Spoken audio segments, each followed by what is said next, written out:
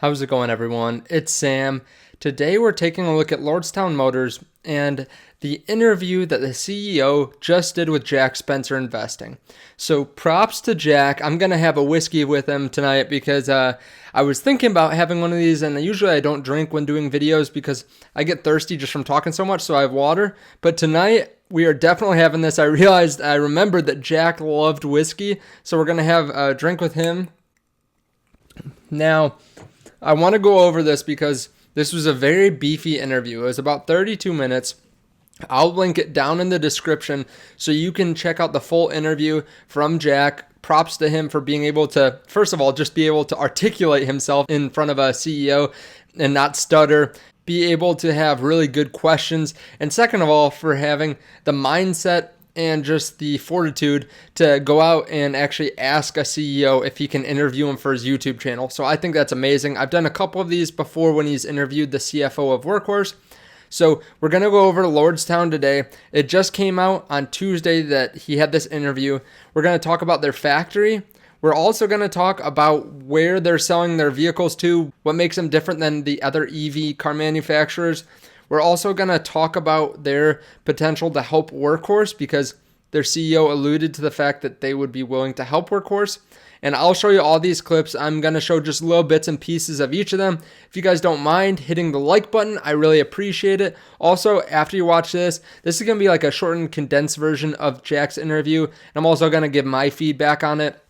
But go to Jack's video after this and comment underneath there that he should come check out this video because I'd like him to do a reaction to his own interview. So I want him to know that I'm telling him that he should do this reaction. I want to see what he thinks about the interview. He's done this before with one of the Workhorse interviews, and I think it's really interesting to get his point of view on this because he is an investor. And I have been looking at Lordstown. I haven't actually bought it. Their ticker is DPHC.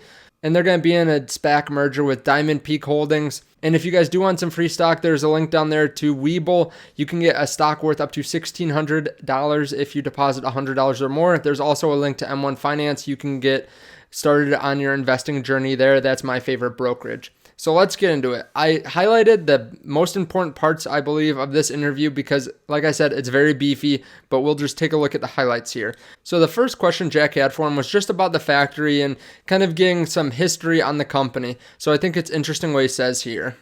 So we have this factory that's been making north of 400,000 Chevy Cruises a year. So I think it's the third largest factory in the nation. Yes. So, 6 million square feet, just to put that in perspective, that's 108 football fields. So that is something that makes this company a lot different than the other EV companies. So they have a massive, massive factory. They are the ones that are going to be manufacturing these vehicles, while a lot of other companies are trying to really farm out all the different parts of the business. Lordstown Motors really wants to keep that part in-house. They bought this giant factory from GM, and they are going to have the third biggest factory in the U.S. producing these vehicles for them. So that is really interesting. The next question that Jack talks about is whether they are selling more towards fleets or towards individuals. They came out with some information just about a week ago saying that they had $2 billion in pre-orders for their pickup truck. So he was just trying to get a little bit more background, whether it is mostly individuals or whether it's these fleets. Well, they do come in big chunks. That's the nice thing about fleets. But really, we're doing fleets because these local fleets that, it could be a police cruiser, it could be a municipality, it could be a florist, it could be a landscaper, a delivery person. So these folks that use their vehicle almost exclusively locally, they drive 60 or 70 miles a day, and we give them 250 miles of range. So they're not out looking for infrastructure charging, even though we can charge at any of the normal chargers. So it's a good fit. Now, so he's saying they're basically just selling towards fleets. I mean, they might have some individuals, but it's mostly fleets of orders of maybe about 300, which is good for selling purposes up front, right? So they can sell 300 at a time, let's say, to some municipality or to some private company. But the problem is that it's not really great for word of mouth. That's kind of where I see the problem, is that with something like Tesla, Tesla has grown so much without any kind of marketing budget, without really a really large sales team, just because of the word of mouth. I mean, if you look at YouTube and search Tesla, you're going to see tens of thousands or hundreds of thousands or millions of results. A lot of people know what Tesla is, and it's just in our culture, but something like DiamondPeak or something like Lordstown won't be as well known, I don't think, outside of maybe these private or public businesses. But it is an easy way of selling up front. Maybe they will make it more individual later after they have some sales numbers. The next thing the CEO talks about is just the pre-orders and kind of his stance on it, which is, I think, pretty interesting here. It's the pre-orders we're trying to figure out how we can accommodate. The pre-orders are way more than we thought. Yeah. Right? So we, normally the problem in a startup is if you get surprised by too many orders, how do you buy more robots and do that? We've been trying to kind of find a 400,000 vehicle factory and make less with it. So that is an interesting problem they have right now. So they have a lot of pre-orders, but their factory is so big, they weren't really expecting this. They have the capability of doing it because GM, they used to have about 600,000 vehicles coming out of this location each year. But Lordstown wasn't really ready for this amount of pre-orders, so they're just going to have to scale up. This is something that is a good problem to have. The CEO says that this is a good problem to have to scale up quicker than he thought, which I think is kind of an interesting perspective. He flat out said that they weren't expecting this many orders, which is really good, I think, for DPHC. The next thing they talk about is why their truck is actually better than their competitors. So I'll let you watch a video, but then we'll talk about it here for a second. The innovation for traction control that came out a while ago for conventional vehicles is if a wheel starts slipping in mud or snow or for whatever reason, I have to brake it. I can slow it down by automatically braking it, right? Applying the friction brakes. Hugely wasteful, not very efficient.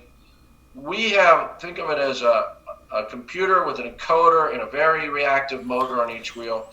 And the computer just brings it right to the point where it's breaking loose, right? Yeah. So suddenly we, on version 1.0, it's a new... So what their truck does is instead of having one motor that controls all the wheels, they have a type of motor in each wheel. So kind of like if you've ever seen those little scooters that you can drive around, like the Lime scooters, I think they're called. The motor's actually in the wheel. So this is really great for traction. So if you hit ice with one of your wheels, it will let off of that wheel and the rest of the car will continue. It will push until the point that it starts slipping or right before that. So it's really great. It's a really economical way of being able to get traction. So instead of slowing down the whole car as one wheel goes over ice, it will, shift around the power to different wheels, which I think is awesome. Now, they are really the only ones that get 75 miles to the gallon. So they talk about that too. With normal pickup trucks, they haven't changed over the last 100 years or so. They still get about 15 miles to the gallon, while these trucks actually get 75. So there's a big cost savings there for these fleets that are driving a longer distance each day. Now, the next question was something really interesting, and I haven't heard about it before, probably because I don't do too many Lordstown videos, but Jack asked, well, this factory is so huge, it's got so many different areas in it that, they have scaled down from 600,000 vehicles a year to just 100,000. Are you going to rent this space out? And props to Jack, because he kind of changed his mindset on the fly here, where they had talked about how there were different rooms for different robots and it's all kind of set up. And he said, I understand that from what we've said, it might be hard to try to rent out part of this building because it's all kind of accounted for. It's just that there's less volume going through it, but there's space for everything set there. So it's kind of interesting. But let's take a look at what the CEO says.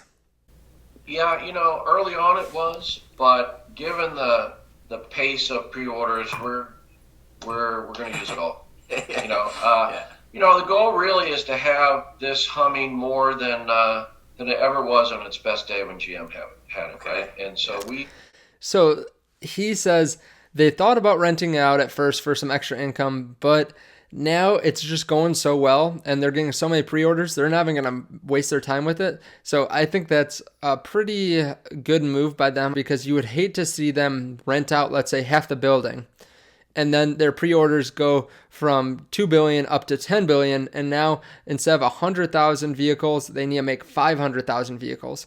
Well, that would be a big pain in their butt, right? They can't just evict the tenant because they have more vehicles that they need to produce. They would have to go through a lot of hoops and try to find some other locations, and it would just be a big pain in the butt. So I think that is a pretty smart approach by them, not to think in the short term like that, but to think, okay, where will we be in a year or two from now? Is it worth it? I don't think it would be worth it to rent it out. So I think that is a very good approach by them.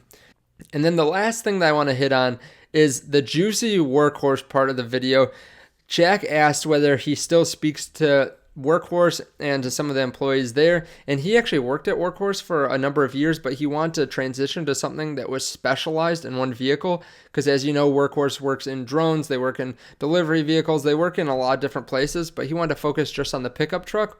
So this is what he has to say. Oh yeah, I speak to the CEO of Workhorse all the time. Yeah. We license some stuff from them. Yeah. They own 10% of us. Yeah. We have a very able-bodied factory. If they get to things where they need volume, yeah. If they get big orders, if they get the post office, yeah. I think we're going to be a great strategic asset for them. Cool. So that is awesome. That's something that a lot of people have questions about with Workhorse. They ask, well, if they get the USPS contract, how are they going to fulfill all these orders? They barely made a couple vehicles last quarter, so how are they going to make, the tens of thousands or hundreds of thousands of vehicles that the USPS needs? Well, the Lordstown CEO just said that they are willing to help them however they can, essentially. They have a really symbiotic relationship. Workhorse owns 10% of Lordstown, and they kind of work off each other in different ways. So he's saying, yeah, if they need to produce more vehicles, we'll let them produce them in our plant. So that is something that is great to hear as a Workhorse investor. It's great to hear as a Lordstown investor. I think that this synergetic relationship is really going to be good for them. It can only really push their companies forward, the fact that they're willing to work together. They're both still pretty small market cap, so they have a lot of room to grow in the future, and I really need to do more due diligence on Lordstown. I am considering investing in them, but I haven't pulled the trigger yet. Let me know your thoughts below though. Are you invested in Lordstown? And again, if you want the longer version, you should definitely go see this video. Definitely go check it out. There's a lot of good information that I couldn't even cover in here, but I want to hit on the most important parts. Again, go down to Jack's page here and comment in the description that you want him to come to my video, and hopefully he sees my reaction. He can give his reaction to what the CEO said. Thank you guys so much. I appreciate it. Thank you for hitting the like button and also using those links below if you want some free stock or if you want to start investing with M1 Finance. Also, I have a TikTok, so I upload stuff to that all the time. And we actually almost have 10,000 views on that just over the last 2 days. So that is crazy. I can't even believe how fast that is growing. It's a totally different platform, different algorithm, but it's really interesting to see. So if you guys want to follow me on that, my name's the same and is in the description. Thank you guys so much, and I will see you in the next video. Bye.